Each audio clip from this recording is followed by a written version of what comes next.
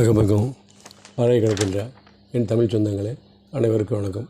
இன்றைய நட்சத்திர தடையில் மக்களை பெற்ற மகராசியில் கொங்கு தமிழில் பேசி நடித்தார் சிவாஜி கணேசன். வசனம் பேசுவதில் சிவாஜியின் புதிய சாலை. பாருங்கள், நிகழ்ச்சிக்கு போவோம். தமிழ் திரைப்பட வரலாற்றில் முதலாக வட்டார தமிழ் மொழிப்படம் மக்களை பெற்ற மகராசி. அதில் சிவாஜி கணேசன் கொங்கு நாட்டு தமிழில் பேசி புதிய சாதனை படைத்தார். 1956 அமர்தீபம், பெண்ணின் பெருமை, ராஜா ராணி, ரங்கோன் ராதா, நல்ல வீடு, மாண்பெற்ற செல்வம், நானே ராஜா, வாழ்வில் ஒரு நாள், தெனாலிராமன் ஆகிய 9 படங்கள் சிவாஜி நடித்தார். வீனஸ் பிக்சர்ஸ் சாரின் தயாரிப்பான அமர்தீபம் மிகப்பெரிய வெற்றி படமாக அமைந்தது. இதன் கதை வசனத்தை ஸ்ரீதர் எழுதினார். டி. பிரகாஷ் ராவ் தயாரிப்பு செய்திருந்தார். சிவாஜியுடன் பத்மினியும் சாவித்திரியும் இணைந்து நடித்தனர். கதை, நடிப்பு, இசை, MS எல்லாமே சிறப்பாக இருந்ததால் இப்படம் 100 நாட்கள் மேல் ஓடியது. அமர்தீபத்தை பின்னர் சிவாஜி கணேசன் இந்தியில் அமர்தீப் என்ற பெயரில் சொந்தமாக நடித்தார். அதில் தேவ் ஆனந்த், பத்மினி, வைஜெயந்திமாலா ஆகியோர் நடித்திருந்தனர். பெண்ணின் பெருமையில் சிவாஜியும் ஜெமினி-கணேசனும் இருந்து நடித்தனர். இருவரும் நடித்த முதல் படம் இதுதான். இதில் ஜெமினி-கணேசன் அண்ணன், சிவாஜி தம்பியாக நடித்தனர். மனநோயாளியாக இருந்து குணமடையும் குணச்சித்திர வேடம் ஜெமினி-கணேசனுக்கு. சிவாஜி வில்லன் வேடம். சாவித்திரி இதுதான் கதாநாயகி. ஜெமினி-கணேசனுக்கு நடிப்பதற்கு நிறைய வாய்ப்புகள்.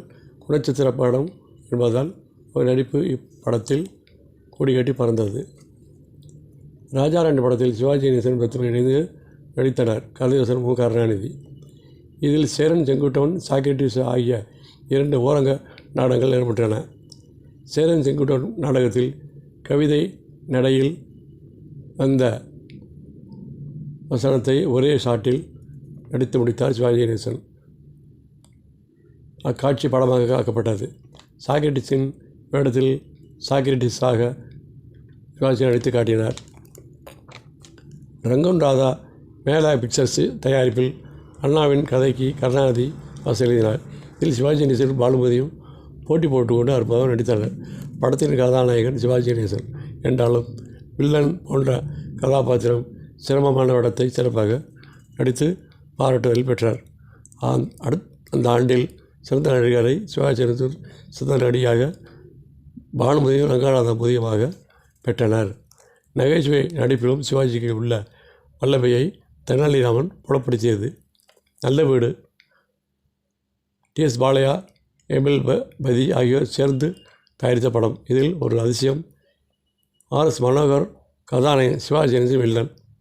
சிவாஜி நடித்த வெகு சில தோல்வி படங்களில் முதல் படம் இதுதான்.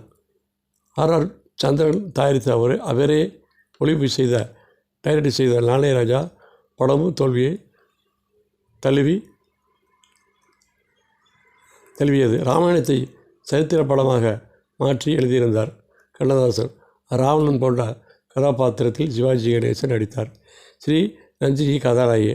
நல்ல வீடு, நானே ராஜா ஆகிய படங்களை பார்த்தவர்கள் சிவாஜியின் இனிமேல் இந்த மாதிரி படங்களில் நடிப்பதை தவிர்ப்பது என்று நல்லது ஆசைகள் விரும்பினார். 1957 ஆண்டில் மக்களை பெற்ற மகராசி. வணங்கா முடி, புதையல், மணமகன் தேவை, தங்கமலை ரகசியம், ராணி லலிதாங்கி, அம்பிகாவதி, பாக்கியவதி ஆகிய 8 படங்கள் சிவாஜி நடித்தார். மக்களை பெற்ற மகராசி ஒரு முக்கிய சாதனை எழுத்திய படமாகும். V. K. ராமசாமியும் A. P. நாகராஜனும் சேர்ந்து ஆரம்பித்த லட்சுமி பிக்சர்ஸ் பட நிறுவனம் இப்படத்தை தயாரித்தது. கதைவசனம் A. P. நாகராஜன், இசை K. V. மகாதேவன். மணப்பாறை மலுகட்டி, 1000 ஏறப்பூட்டி என்று பாடியபடி குடுமியுடன் சிவாஜியின் அறிமுகம் ஆகும் முதல் காட்சியை ரசிகர்களின் கைத்தட்டல் வெகுவாக பெற்றது. கொங்கு நாட்டு தமிழில் அவர் பேசிய வசனத்தை கேட்டு அனைவரும் வியப்படைந்தனர். காரணம், அதற்கு முன்னர் எல்லா நடிகர்களும் எல்லா படங்களிலும் ஒரே மாதிரியாகத்தான் வசனம் பிடித்தனர். தமிழ்நாட்டில் மட்டுமல்லாமல் அகில இந்தியாவிலும் வித்தியாசமான வட்டார மொழியில் பேசி நடித்த முதல் படம் மக்களை பெற்ற மகராசி. இதில் சிவாஜி கணேசனுக்கு ஜோடியாக பானுமதி மற்றும் V. K. Ramasamy, Kannamma, M. N. Rajan, M. N. Nambiar, Sarangapani ஆகிய அனைவருமே பாத்திரத்தை உணர்ந்து சிறப்பாக நடித்திருந்தனர். சிவாஜியின் நடிப்புக்காகவே 100 நாட்களுக்கு மேல் கடந்து ஓடிய வெற்றி படம் மக்களை பெற்ற மகராசி ஆகும். கத்திச்சண்டை காட்சிகளில் சிவாஜியால் சோபிக்க முடியவில்லை என்ற குறையை வணங்காமடி போக்கியது. இது சிவாஜி கணேசன் ஜோடி சவித்திரி. சிவாஜியும் பத்மினியும் காதல் காட்சிகளில் நெருக்கமாக நடித்த படம் புதையல்.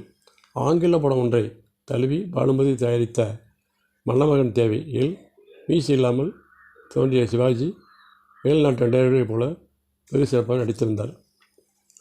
பி.ஆர். பந்து தயாரித்து செய்த படம் தங்கமலை ரகசியம். இதில் காட்டுவாசியாக நடித்த சிவாஜி கணேசன் பெரும் பகுதியில் வசனம் பேசாமல் நடித்தார். இந்த படத்தில் சிவாஜியின் ஜோடி சம்பனா. இதில் இடம்பெற்ற அமுதை பொழியும் நிலவே என்ற பாடல் காலத்தை வென்றது. இன்று வாழ்ந்து கொண்டுதான் இருக்கிறது. எம்.கே. தியாகராஜர் பாவதர் எம்.ஆர். சந்தானலட்சுமி நடித்து ரீசா டங்கன் இயக்கிய அம்பிகாவதி படம் 1937 வெளிவந்தது. மகத்தான வெற்றி பெற்றது. அதுக்கு 20 ஆண்டுகளுக்கு பிறகு அதே வசனத்தை கதையை ஏஎல் சீனிவாசன் படமாக தயாரித்தார். சிவாஜி கணேசன் அம்பிகாவதியாக, பானுமதி அமராவதியாக நடித்திருந்தனர். இதில் ஒரு அதிசயம் என்னவென்றால், பாகவதரின் அம்பிகாவதிக்கு இசையமைத்த அதே ஜி. ராமநாதன் சிவாஜியின் அம்பிகாவதிக்கு இசையமைத்தார். பழைய அம்பிகாவதியில் நடித்த என்.எஸ். கிருஷ்ணன், டி.ஏ. பத்ரம் ஜோடி ஆகிய புதிய அம்பிகாவதி படத்திலும் நடித்திருந்தனர். பாகவதர் போலவே டி.ஆர். சவுந்தரராஜனும் இனிமையாக அருமையாக பாடினார். இவ்வளவு சிறப்புகள் இருந்தும் படம் பிரதமாக ஓடவில்லை. காரணம் தலைமுறை இடைவெளி. இப்படம் தயாரித்து கொண்டிருந்த போது கலைவாணர் என்.எஸ். கிருஷ்ணன் காலமாகிவிட்டார். அவருக்கு சிலை அமைப்பது போல படத்தில் ஒரு காட்சியை அமைத்திருந்தார்கள். ராணி லலிதாங்கி ரசிகர்களின் பொறுமையை சோதித்த படம் என்றாலும் இறுதியில் இடம் பெற்ற சிவாஜியின் நடன தெல்லை நடராஜன் ஆடிய தாண்டவன் இப்படித்தான் இருக்குமோ என்று நினைத்த வைத்தது. வாழ்க சிவாஜியின் புகழ். வணக்கம்.